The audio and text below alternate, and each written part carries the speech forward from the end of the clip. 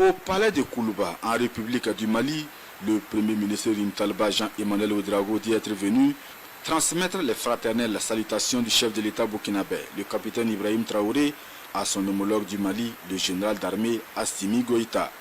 Une visite de courtoisie et de reconnaissance pour le choix porté sur le Burkina Faso comme pays invité spécial à la deuxième édition de la journée nationale de la brigade citoyenne du Mali.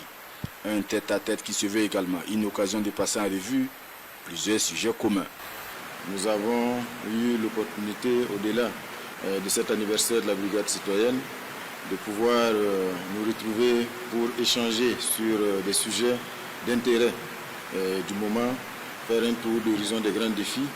mais également nous remotiver évidemment pour continuer donc le combat. Son Excellence, Monsieur le Président de la Transition,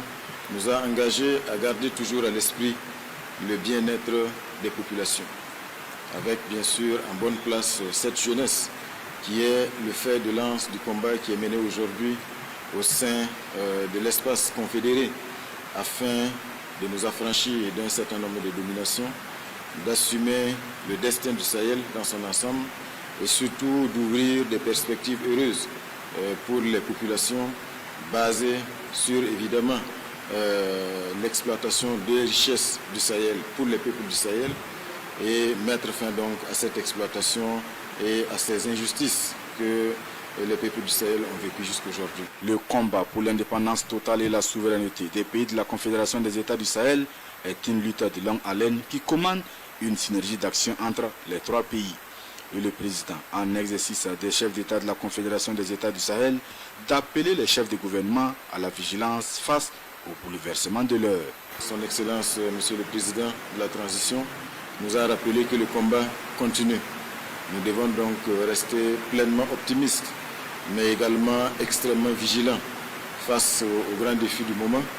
face également aux grands bouleversements géopolitiques, géostratégiques du monde et des bouleversements qui sont en cours et sur lesquels nous devons rester extrêmement attentifs. Donc nous ressortons avec plein d'énergie, plein de détermination,